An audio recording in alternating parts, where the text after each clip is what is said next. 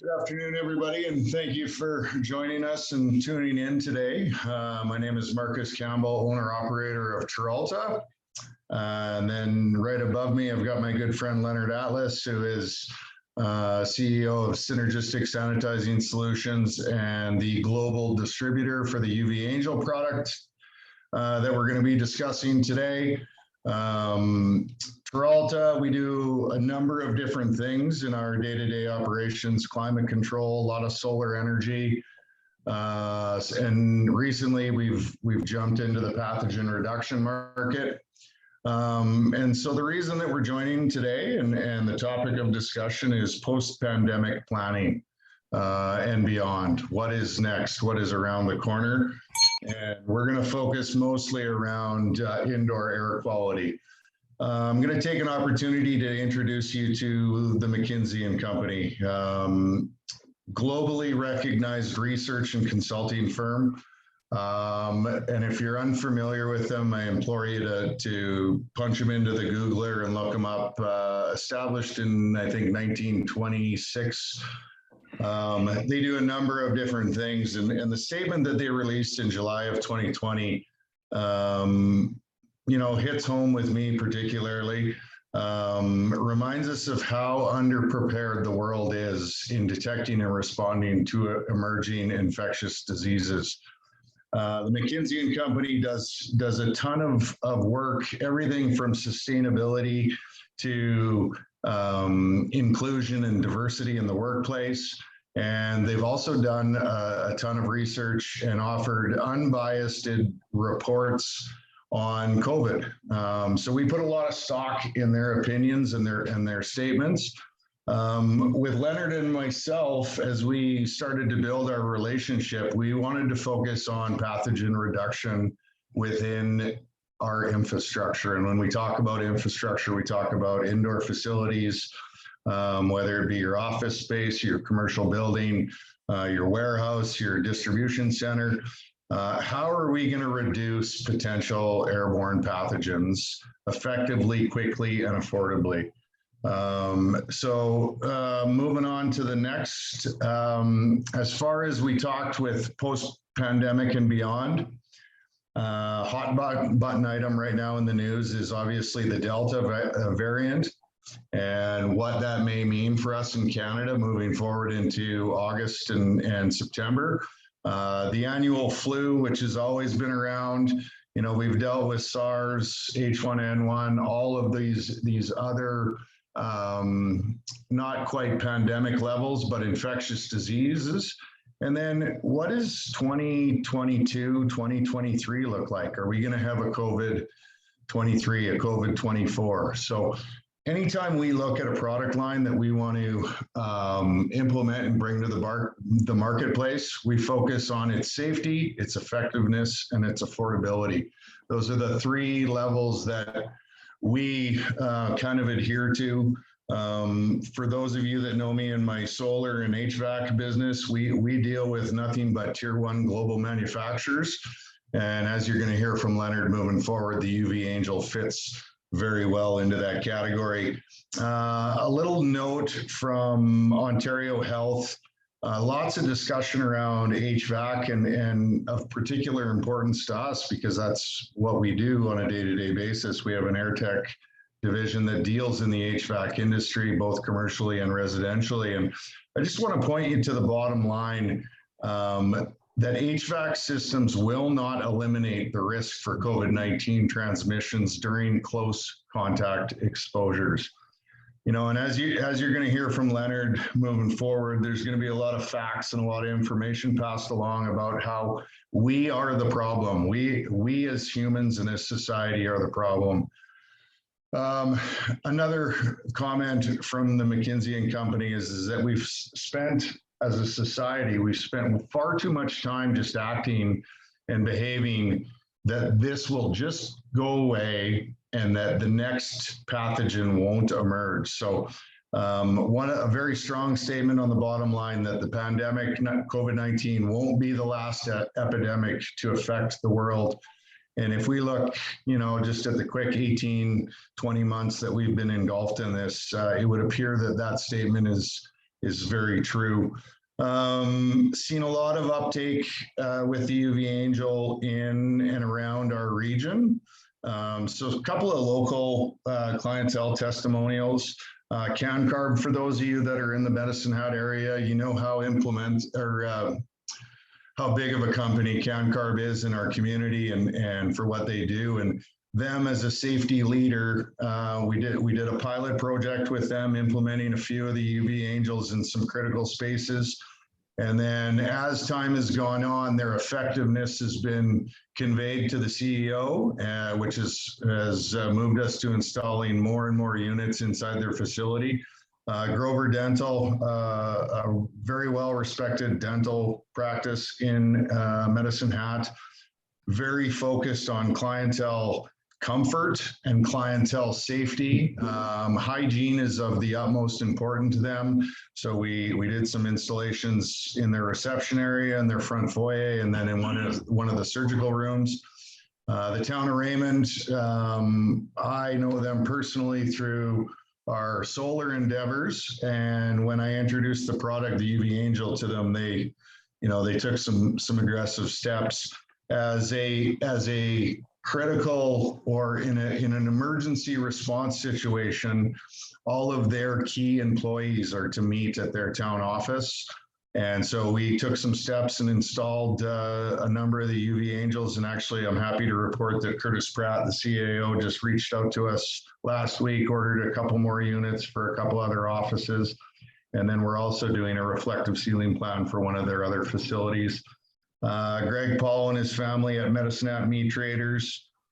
Food production is one of the most heavily scrutinized industries as far as safety and cleanliness. Greg's in the process of expanding his processing plant, which we were really honored to be involved with. And so Greg took a step that is set to put him above and beyond other processing plants. So we've installed some of the UV Angels in his processing plant, his packaging room, and then we also retrofit his existing facility. So just a quick snapshot of some of the local testimonials, sharing their experiences and how happy they are with the installations. And with that, I'm going to hand things over to my good friend, Leonard Atlas. So Leonard, take it away, my friend. Thank you, Marcus. Appreciate that. So we started this business March 10th of 2020. And folks, full disclosure, I'm not an engineer, I'm not a chemist, I'm not an epidemiologist or a virologist, but I'm about a third of each of those. My main motivation was not entrepreneurship at the time. It was when my daughter's high school, my other daughter's colleges closed. As a family, as a father, I was very concerned about what would the school systems and districts be doing to protect our kids, the facilities, the faculty, the staff, et cetera. And I contacted them and they sent me, at the time, I didn't even know, it's called protocols and their safety data sheets, which again, not being technical, I didn't know enough. So I sent it to some friends that I have in the chemical business, and they sent things back, marked up, circled, corrosive, combustible, flammable, toxic. And I basically concluded that just because a school system bought it, just because a municipality bought it, doesn't mean it's safe and it's healthy. So I kind of got into this thing by accident as a parent, and then I realized there was a massive opportunity. So for the last 16, 17 months, I have made this my full-time business. Prior to that, I did have a global speaking business, but getting on airplanes and traveling to hotels was not happening. So I thought that might as well protect the world while I can. So almost every single day, multiple times a day, I'm asked the same two questions. How do we protect facilities and how do we pay for it? So this presentation will obviously deal with that, but I do want to let you know that in Canada, there is a resilience stream program for ventilation improvement. Here you can see some of the details of it. I understand that nonprofits are reimbursed up to 75% and eligible for-profits about 25%. And that could make a difference. And so we'll talk about different financing things at the end, but just wanted to let you know that these are the two main questions we talk about. But when Marcus talked about safety, affordability, and effectiveness, that's going to be the theme of every single slide we mention. So why don't we start with the very, very basics to make sure everybody's on the same page, and that is, what is the invisible threat? We now know absolutely, undeniably, that people are the source of transmission and contamination. So when we're in a room, indoors, not outdoors, but indoors, and we're breathing and laughing and singing, we are sending out pathogens to the room. Secondarily, I must say it is flushing of toilets, and in most public buildings where the toilet today don't have a lid, right, because it's the infrared thing, that pathogen plumage is created is very, very harmful. So as a result, we're still wearing masks and double masks, and even when we're vaccinated, there's so much confusion. People are afraid of breathing shade indoor air. And, you know, Marcus talked about that McKinsey slide with the last 20 years, SARS and Ebola and all these Zika viruses. I look at this COVID-19 situation where we're at now, 16, 17 months into this, as the same thing that airport security was to 9/11, pathogen control is to COVID-19. It was 9/11 that finally got the world woken up to the fact that we have to protect the infrastructure of our airports and our travel. Well, we've had all these major pathogens in the past and we've not taken them seriously or done anything long-term. This has been the wake-up call, and now we're finding that. And I'll share with you rules and regulations as well. So let's just talk about a couple of regulations and some science that we base everything on. So way back in the beginning, the CDC started recommending UVGI, that's our kind of technology, mounted 8 to 12 feet off the ground. That's going to be very relevant in a few minutes. ASHRAE, which many of you know is the American Society of Heating, Refrigeration, Air Conditioning Engineers, recommends the same UVGI with fans, which, by the way, is exactly what a UV Angel unit is. And then we have this occupational pyramid here from National Institute of Occupational Safety and Health, and I know there's a similar version in Canada. And you can see at the bottom is the least effective, which is PPE and social distancing. We have to do it, but it doesn't help kill or eradicate it. It just helps avoid it a little bit. So I'm now highlighting what we get from all this. It's room level, 8 to 12 feet off the ground. Please remember that, because it's going to come back to the conversation in a minute or two. Leonard, just to touch base on that last slide about the hierarchy, occupational health and safety in Canada actually inverts that triangle and states that an engineered control is the most effective safety application in Canada as per occupational health and safety. So a lot of the same subject items in that hierarchy, but in Canada, the engineered control is the top of the chain, followed by administrative and then PPE. Okay, so you know, they're virtually the same. It's kind of semantics, but you can see eliminating the hazard, removing that, replacing the hazard with an engineered control is what they're all recognized. Okay, so what has almost every facility done since COVID started? We've been cleaning like crazy, and it's actually causing a situation that virologists refer to as chaotic air syndrome. So for us lay people, look at a snow globe. Most of the cleaning methods that people have been doing, and by the way, folks, my clients have told us they've increased their maintenance budget, maintenance, housekeeping, janitorial, 200, 300, 400%. They're throwing everything at it. Harsh chemicals, lots of manpower, but it's not really effectively doing much. And the snow globe effect basically just says what's on the ground is now being stirred up in the air. And where does it go? Everything comes up, must land. So we're going to talk about a different alternative to the chaotic air syndrome. Back to McKinsey, they talk about we were in the break glass in the case of emergency, which is definitely what happened last March. We just broke the glass. We were not prepared for this. But they're saying we need to be with an always-on response system, which is kind of interesting. And then they put that term, which I loved, active preparedness. And when I bumped into UV Angel, as you'll see momentarily, I realized this was the first thing that really met that active preparedness concept. So over the last 18 months, starting March 10th, we've been exposed to well over 400 different products, chemicals, and solutions. And being a layperson, an outsider of this, just a dad who was concerned, and an entrepreneur involved in the real estate industry, I started putting together my own criteria, which I'll put all 8 on the screen right now. We'll run through them real quickly.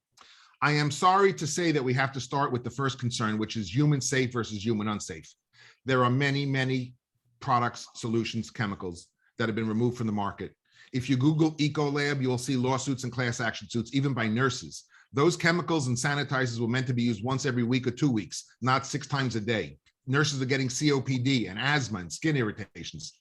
The whole bipolar ionization issue, where Global Plasma is now being sued by school systems. Schools that installed it last May and June started removing it in July once they realized it's unsafe, it's unhealthy. So yes, we have to first concern ourselves with, is this safe? And my first concern was, if I don't want it in my kid's classroom or dorm room, why would I sell it to anybody else if it's not good for my kids? So that's kind of my governing body. Number 2, trap versus kills. I am not a HEPA filter basher, and I'm not an HVAC basher. But when we look at the science, we know that HEPA filters trap, they don't kill. So many companies have been putting HEPA filters in their HVAC vents and ducts, which is great for HVAC maintenance, but the pathogens stay alive. So every 2 or 3 months, you're removing this thing that has massive biohazardous waste and needs to be done in full PPE. It's not safe, it's not effective. Number 3 is a big one, third-party scientific validation versus anecdotal. So of these 400 products and services I've looked at, most of them, many of them, were brand new to COVID. These were aggressive entrepreneurs that decided they saw an opportunity and they put something together, and there was no science behind it. When we look at UV Angel specifically, you're going to see the trifecta, and I'm going to show you momentarily: laboratory testing, peer-reviewed published studies, and independent air quality.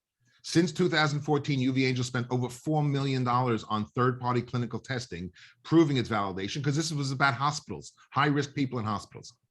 Number 4 is a game changer. Once you see this, you'll never forget it, and it's episodic versus continuous. So when we send that maintenance crew, a janitorial, a housekeeping crew in at 6 a.m. and 9 a.m. and noon and 5 p.m., it's episodic, and you'll see scientifically what that means. UV Angel is an engineered solution that works 24/7. You'll see how effective it is to have something working constantly, so you're never starting from the top of the pathogen pile again. Think about that snow globe. If we keep killing pathogens when they're in the air, they don't exist to land on surfaces. Number 5, we can go through very quickly because we looked at the regulations and the science. Nobody ever has said, put a unit on the floor behind your desk or in the HVAC and it's going to kill pathogens. In fact, folks, think about it.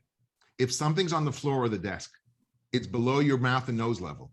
It's inviting the pathogens to come in front of your mouth and nose unnecessarily on the way to that device, whereas ours is in the ceiling, taking it away from us. So many of the devices people are bringing are actually putting them at greater harm and greater risk than if they had nothing. Number 6 is one size fits all versus custom engineered. UV Angel is not in the business of just selling product. Everything starts with floor plans that get engineered by either New York or Michigan-based engineers that review every single room, and I'll show you some examples and we'll tell you what we look for. And then 7 and 8, we're very cognizant of the cost, financing, and ROI. We're very aware that companies have lost cash flow for 18 months. They've had to lay people off. They're very uncertain and risk averse. So we're very concerned, and we're going to show you an ROI that is ridiculously off the charts in comparison to the alternatives. And then maintenance, frequency, and cost. By the way, we have clients that we're using HEPA filters, and those things are a couple $100 a piece. And they need to be replaced 3 or 4 times a year. So companies are spending about $1,000 a year per room replacing filters that don't even kill or trap. It's just ridiculous. So UV Angel, it's $105 a year for the bulb and the filter kit. Very, very economical. Okay, I know we're talking about Canada, but it's important to realize, and by the way, I sound like I'm from New York, but I've been in LA for 30 years. So even this New York slide doesn't refer to me specifically, but New York State is the first state in America to pass a law, as you can see, preventing airborne infection disease in the workplace. And now they're working on the specific guidelines for every sector, for fast food restaurants, for offices, for retail stores, but they will differentiate surfaces from air. Now, I point this out to you because we know it started in New York. It's going to spread around other states. We assume it's going to come to other Western countries. And beyond that, OSHA, the Employee Safety and Health Organization, is now working on a national mandate. So we know that whether it's laws or regulations, it's going to affect us. It's going to be like the seatbelt law, right? How many years before it was a law did we not use seatbelts? But once it became a law, we started doing it reluctantly. So whether people are taking action voluntarily or mandated, it doesn't matter. They're going to have to take action. Now, the biggest thing, and Marcus is very aware of this, we've spent hours and hours talking about this, is trying to turn your climate control into pathogen control. So take an average building. This is a 6-story building. It could be a 2-story, it could be a 100-story building. There's a big chiller or a compressor on the roof or on the side of the building, and it connects to miles and miles of vents that go to ducts in every room typically. And we're trying to say that by altering that, by modifying that in some way, you're going to actually reduce the pathogen load in this conference room when those people are talking, or that hospital patient room. It's not going to happen. So we invite you to think about at the source of contamination. Now, folks, let's just add this up the way we know it. We know that people are the source of transmission and contamination. We know that people exist in rooms, not in buildings. You're never in a building, you're in a room. So if we can affect the room level, so this may be the very first time you're seeing a UV Angel. Here you can see it in the ceiling, right above these people's heads. It's very, very effective. And we've been nicknamed the PPE for rooms because we protect rooms.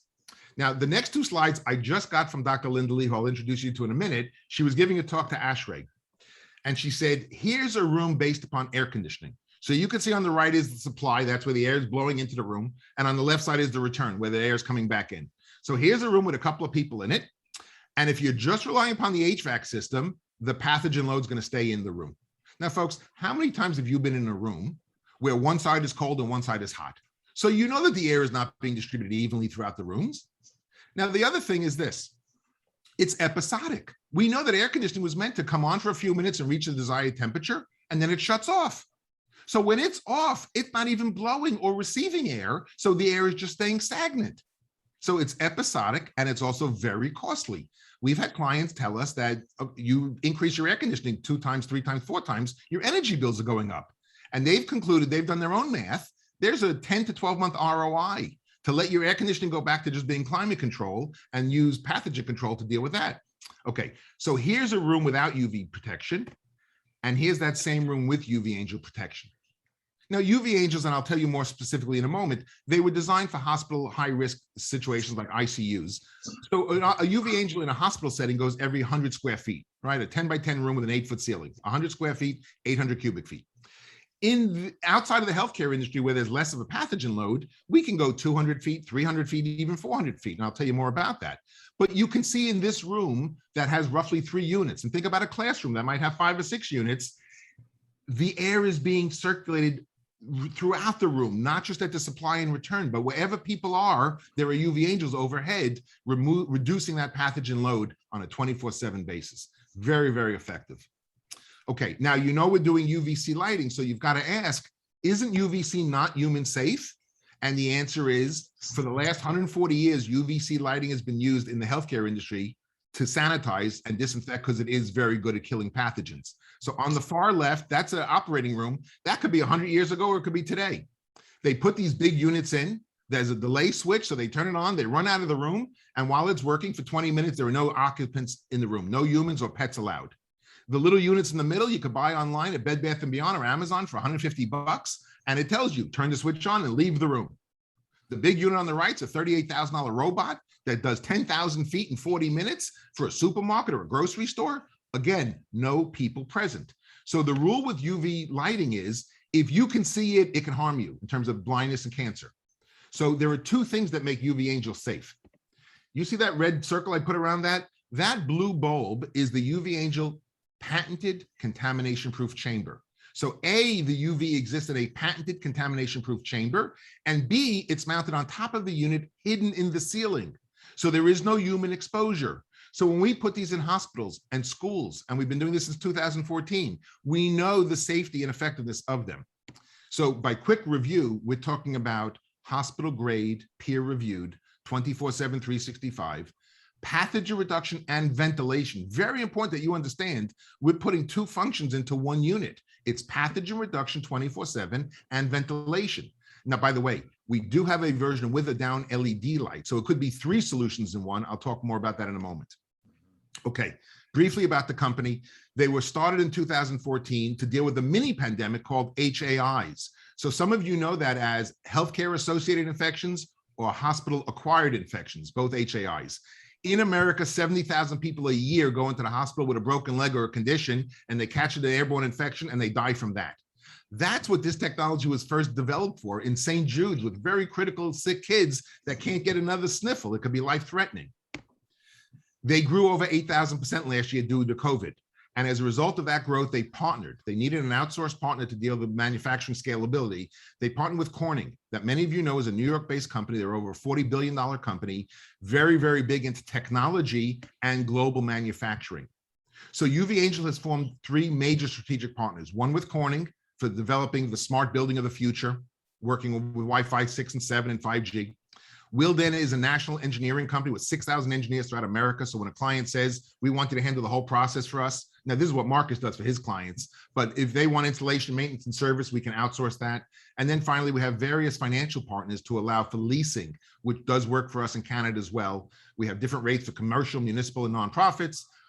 They all come with a 120-day payment deferral, so it gives you 4 months to install and get cash flow back.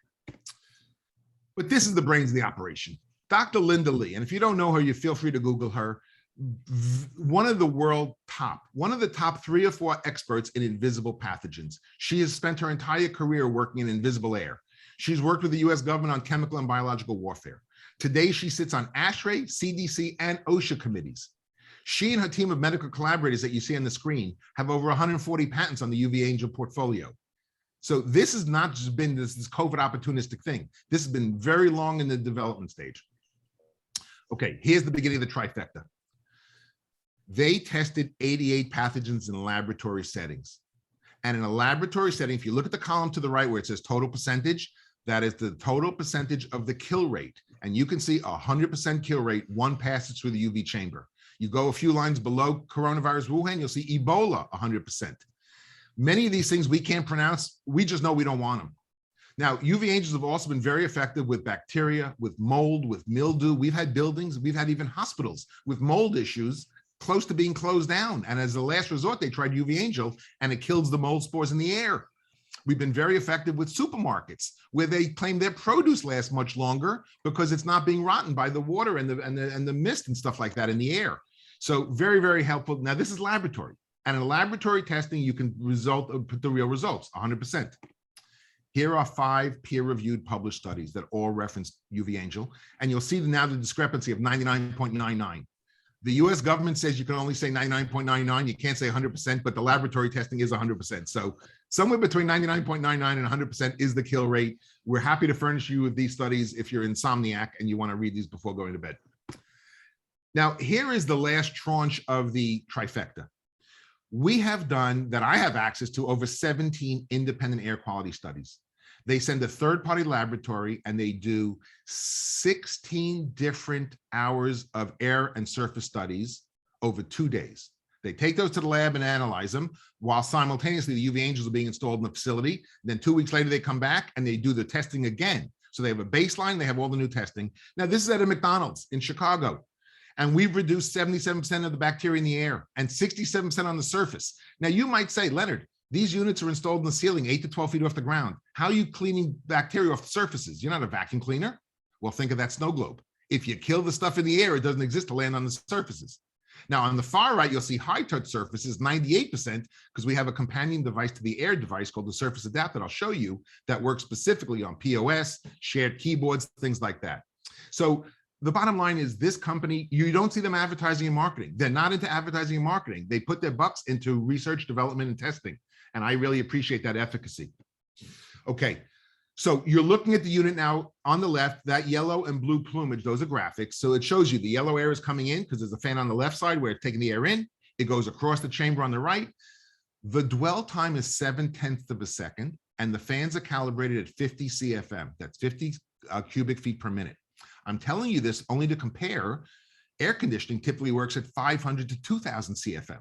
So even companies that invest the money and put UV lights in their air conditioning vents, at 500 to 2000, it's blowing past so fast, it can't even have time to kill the pathogens. Now, the thing that you see highlighted on the screen has become the issue that came up once the bipolar ionization debacle happened. We add nothing new in the air. Please understand, UV angel takes the air from the room, puts it through the chamber where it kills everything and makes it inert, and sends clean, purified air back into the room 24/7. That's all it does. Now, the last thing I want to say about HVAC is I came up with the comparison in my simple mind of a lawnmower and a blender. We all could see a lawnmower and a blender, and we all know they have a motor and a blade. The lawnmower is cutting the grass, the blender is turning fruit into juice and things like that. You can't cut your grass with a blender, and you can't make a mojito in a lawnmower. So just because climate control has a motor and vents and does not mean it's pathogen control. It is climate control. They're not interchangeable, okay? I've talked about lights and no lights, the 24/7, you get all that. Okay. Let's look at some value and some benefits of in-ceiling installations. Now, firstly, it's working 24/7 at the source of contamination in that room. It's unobtrusive and takes up no space. There's no manual operator needed, so there's no error, and also much more cost effective. And you can see the 5 nines are clinical proven. So we started with 4 McDonald's. We're now into well over 100, and we're working globally with them. McDonald's has embraced us in a very serious way. Believe it or not, we've even gotten the grease smell out of McDonald's because they've never had 24/7 ventilation at this level. Now you can see the McDonald's ceiling. It's a 2x4 tile ceiling. That's what these units were meant for ideally. Now we have bracket kits that allow us to mount, as you can see from Starbucks, right? So Starbucks, it doesn't have a 2x4 ceiling. It's a vault ceiling. So we put a mounting bracket on and we suspend the units from aircraft cable. So we can suspend from a 30 or 40 foot atrium as long as the units are 8 to 12 feet off the ground. ESPN, which is engaged UV Angel for their global fleet of production vehicles, they have 2x2 tiles. So we use 2 of them to make a 2x4. And we're showing you the Hilton because that's a sheetrock ceiling. And we have a mounting bracket kit that allows us to do surface mounting or recess bracket mounted and still allow for the fireproof prevention code to be maintained. Okay. Now, this is my favorite slide in the entire deck. At first, I didn't understand it because it's kind of technical. The top graph is manual cleaning. So they come into the room at 6 o'clock or 9 o'clock or 5 o'clock, and there's a load of pathogens, and they blow and they spray and they do whatever they're going to do, and they reduce the amount of pathogens. They leave, and the chaotic air comes on, and everything comes back. And time again, this is happening circuitously throughout the day. Now you look at the bottom and you see continuous. So UV Angels have been installed. Think of that snow globe always being attacked from the ceiling. And it's working 24/7. So the pathogen load never gets back to a high level. It's always maintenance. Now, my first thought was 24/7's got to be more effective than sporadic. So we're working with a very, very reputable, one of the most prestigious golf courses in North America, in fact. And they asked us to do a 5-year cost analysis of every cost that they're going to incur, from delivery to labor to installation to the replacement bulbs and energy cost. So we broke it down over 5 years, and we concluded with everything all in, it's $1.42 per day. Now, from the hotel's perspective, they would put 1 unit in a guest room. 1 guest room, so they know that a guest room could be cleaned for $1.42 a day, 6 cents an hour. And when they told us that their housekeeping staff gets over $30 an hour with benefits and insurance and all the insurance and things like that, it became a no-brainer for them to put their staff back to doing the right job and not the wrong job, and to reduce their costs. Look at that, for 6 cents an hour, $1.42 a day. So it's remarkable. So this slide to me talks to safety, effectiveness, and affordability. Okay, this slide looks a little different because we didn't make it. It came from the VA. So we do over 6 veteran administrative facilities, medical facilities in America. And their head of infectious diseases, Dr. Haley, gave a quote. We have stopped the growth, and we've arrested the development of COVID in her facilities wherever we've installed the units. That's a major claim. And you can see on the top right, the UV Angels with downlight, right? So the light's in the middle and the vents are on the side.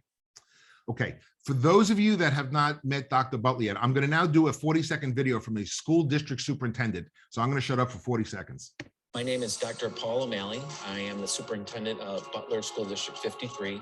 For our district, one of the things that's really important is being in person, making sure that the kids are interacting on a regular basis.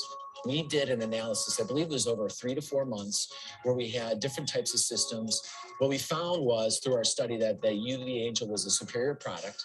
We believe that the UV Angel is gonna bring it up a notch in our layered approach to providing a safe and secure environment. We looked at something that was visionary, that was going to set the tone for really all schools across the country, and it's going to really be a game changer in the indoor air quality for our schools. Okay, now just a couple of things about that video. So you saw that the average classroom, about 900 to 1,000 square feet, has 6 UV Angels. So you can think about those numbers. Secondarily, you saw them with LED. About 30-35% of our sales now are with the downlight, and typically it's to replace fluorescent fixtures.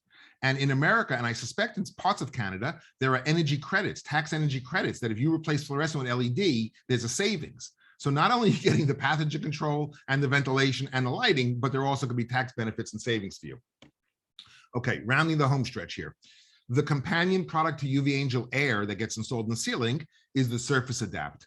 This was launched about 2 years ago. It was created specifically for the laptops that are on carts in hospitals. We've all seen nurses and doctors wheeling around carts with laptops, taking the vitals and doing all the stuff. So what device is exposed to more harmful pathogens than a computer going from ICU bed to ICU bed? And how do you clean it? The sprays are corrosive, they'll kill the keyboard. So they invented this little USB device. It plugs into the back. It does a 6-minute cycle, but if a human hand comes on, it'll stop automatically. And then it'll continue when it's done. It has GPS, Bluetooth, and Wi-Fi. So I say that UV Angel single-handedly has taken UV technology from dumb technology to smart technology, because this device actually knows that you've set up a protocol. Let's say you're a school administrator and you've set up a protocol. You want the shared computers that the kids use cleaned every time they're switched from child to child or room to room. If the app detects that the unit's been moved but not sanitized, it'll notify the facilities manager, time to clean that unit. And they're all connected to Wi-Fi and Bluetooth, because that connects to the app. And many of the large commercial real estate companies and REITs and medical facilities love UV Angel because it's not just a product, it's a platform with real-time data analytics.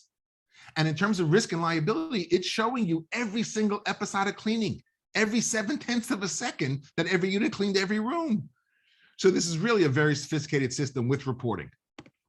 Okay, we know that every building we walk into, there's stickers on the floor, where to stand and where to wait. We've turned ours into educational and marketing materials because people now today want to know that they're being protected. So we have the Look Up campaign that can be branded or co-branded. For clients that say we really need to educate people, we can do co-branded microsites. So you can send a link to your students, your guests, your patients, your clients, so your staff, and let them know these are the steps we've taken to work with UV Angel to protect our air for clean air for your environment. So it's not just putting the equipment in, it's also marketing and educating your audiences. We work with small, medium, and large accounts. We don't discriminate at all. They're all very important. We start with their scope, their budget, their timeframes. We talk about all the various forms of financing and leasing available. We let them know that we will need floor plans and blueprints, and I'm going to talk to you in a moment about reflective ceiling plans. And the only requirement is a licensed electrician. It takes as little as 10 to 15 minutes for the non-lit units to be installed. Okay, I told you about McDonald's, but we're also very significantly presented with Starbucks, where we're going now nationally and globally. Here, now, a reflective ceiling plan, folks, I never knew this term. Reflective ceiling plan is a bird's eye view of the room, and it shows the engineers all of the electrical wiring in the ceiling. It shows them all the HVAC vents and ducts. It shows them all the sprinklers. So a floor plan shows them the size of the room and the purpose of the room. The reflective ceiling plan shows them the logistics. And in many cases, when our engineers have both from a client, the floor plan and reflective ceiling plan, they almost don't even need to talk to the client to do the configuration. Here's what we look for: square footage, cubic footage, that tells them the volume of air. We look for furniture and obstacles. We look for the intended use of the space, the intended occupancy, and the maximum occupancy. And we're almost always going to configure based upon the maximum occupancy, not the minimum, because we want to make sure that when all restrictions are lifted, that room is fully protected. Now, I'll share with you a very quick story. I did an analysis for a law firm in Dallas, and their copy room is the exact same size as their conference room. You know, as a law firm, they have these 10 and 12-foot big, massive copy machines. The copy room has a sign on the door, maximum 2 attendees, period. The conference room is up to 16 to 20 people. The copy room, we put 1 UV Angel in. The conference room, we put 3. And the client said, why the discrepancy? They're the same size room. Well, the same size room is only one variable. The fact that one's going to have no more than 2 people, one could have 20 people, means a lot more pathogens. So it's not just the size of the room, it's also the purpose of the room. Okay. The last slide of our presentation, I'm going to turn over to Marcus in terms of next steps and how we can help, because he's local. I'm here in Los Angeles. So I'm going to take the slides off, and Marcus, have you talk about this slide itself. Thanks, Leonard. Great job. Lots of things that jump out every time we go through this presentation. You know, everything from the hospital-acquired infections to the data that comes from these units. Great job. So what's next? So if you're interested in learning more and potentially looking at implementing this into your facility, I can certainly facilitate that stuff locally. However, I will be bringing in Leonard because he is the expert and the global distributor. So we'd be more than happy to facilitate any calls. Leonard and I are pretty easy guys to chat with, and the goal of this is to help you. And we're only an hour apart. So it's not like, you know, it's not like that 3-hour time distance. No, so it's really nice. And you know what, with the technology that's come as a result of COVID, you know, these Zoom and Microsoft Team meetings, and it's a great way to communicate and get the information to you that you're needed. And then I think we'll go into a little bit of question and answer. So Leonard, we had from Wes, will this reduce organizational cleaning and janitorial costs? And I think you did a great job of touching on that. My response to that was yes, it certainly will reduce the amount of work that needs to be done in cleaning. You know, Marcus, I'll elaborate that, because what I didn't say succinctly is there are really 3 costs that we're comparing against and competing against. So the average client has increased their purchase of chemicals and filters and things like that. They can typically reduce that. They've increased their maintenance labor costs. We can typically reduce that. And if they're relying upon their HVAC system, as we've talked about, they will immediately see a reduction in their energy bill. And that often is enough to pay for the units. So when somebody looks at all three costs that they're currently spending. Now, by the way, when we do these independent air quality testing, and it's not mandatory, it's if a client wants it, we do it. There's a cost for it. But when they do that and they see, so they've been doing all their current protocols and the pathogen level is still X. And then we do the protocols, and then we do the UV Angel installation, we do the protocols, and we see the reduction, they realize, wow, they've not been that effective with the sprays and the vacuuming and the rest of it. Well, and even Leonard, just to touch on that as an HVAC contractor, increased fan usage on your rooftop unit or your furnaces, that increases or deteriorates the belts and the motors and the filters that typically come with those systems. So, you know, we do a ton of preventative maintenance programs through with the HVAC industry, and we have seen increased fan usage. So, you know, you've got cost savings where you're not going to be replacing your filters as often. We're not continually pushing that 2000 CFM air through it. The belts are lasting longer. So that's another reduced cost that can be added. Another question from Wes is UV Angel publicly traded stock? Not yet. Not yet. No, they're a privately held company. They do have aspirations for potentially going public down the road. It's not there yet. Relevant question, very interesting question. It'll be something that can benefit us down the road. But for now, they are a privately held American company. We're working globally in many, many, many countries. You know, folks, firstly, there's no silver bullet. There is no silver bullet. Marcus, we do need to say a facility needs a lot of things to protect itself and its occupants. UV Angel is not going to be for every single room in every single space, right? When people tell us about the big gymnasium, no, you're not going to hang 50 UV Angels from the ceiling where kids are throwing basketballs and dodgeballs at the place. You know, we're phenomenal for the classrooms and the offices and the cafeterias and the dining halls and things like that. There are things where we excel at. There are things we don't. There are new technology. I'm sorry, you go. No, Leonard, I just wanted to touch on that, you know, one of the sidebar issues that we maybe don't discuss when we do these presentations is, you know, the everyday worker, employee health and safety, as far as dealing with just the common cold and common flu. You know, we've got one up in our boardroom upstairs. We built a small boardroom up here, and one of our employees, you know, every place that she'd worked at in the past was continually sneezing and sneezing. You know, sensitivity to dust. She never sneezed once while she was upstairs. So, you know, one of the sidebars is potential reduction in sick days and improved employer productivity. Okay, so very, very relevant. We've had many clients tell us that over the years, and this is before COVID, over the years, they've noticed a reduction in sick days. Because yes, and the second story is this. My youngest daughter was working at an afternoon educational facility that closed down in March. And in April, she introduced her boss to me. And the boss said, I'm a single mom with 2 teenage kids and I have asthma. I need to open my business because I need to afford, I need to pay bills, but I need to be really safe because I have asthma and I'm the sole provider for 2 kids. So couldn't even afford the UV Angels. So we did a crowdsourcing thing. And within 3 hours, she raised the money and we delivered the units. And about 10 days later, she called me and said, am I crazy or is the air different in this room? Because I'm not even taking my asthma medicine anymore. So, and Marcus, maybe I should add another slide. Indoor air is 5 times more polluted and toxic than outdoor air because it just doesn't move as much. Most of us are not familiar with what clean indoor air is like. So when the McDonald's employees were given surveys, by the way, and they were asked about the UV Angels, and the people that said that they're in the locations where there are no UV Angels said, we want to work in those locations because we understand the grease smell is gone. Can you imagine walking to McDonald's and not smelling the grease? You know something was different. And I will tell you this, it's not magic. And UV Angel is not the sexiest device. It's hidden in the ceiling, but it's just a very simple device. And folks, from a mechanical standpoint, it's got a fan and a light and a motor, and it just does the one thing all day long. So I'm very passionate about it because it's so simple and it's effective and it's cost effective. And I was not committed to it until I found there was nothing better in the market, nothing simpler in the market, nothing more proven.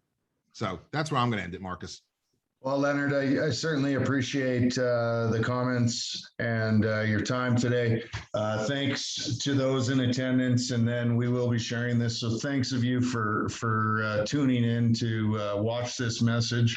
As mentioned before, I can certainly look after things locally, but if we start branching off into other parts of Canada, well, I'm going to bring Leonard in on almost all of this stuff moving forward, just with the plethora of knowledge that he contains and his passion. We want to make sure that you're getting looked after properly. So thanks to everybody for their attendance today, and we hope to hear from you soon. Marcus, thanks for hosting, and thank you folks for participating, and I look forward to hearing from you if I can be of service. Thank you, folks. Thank you.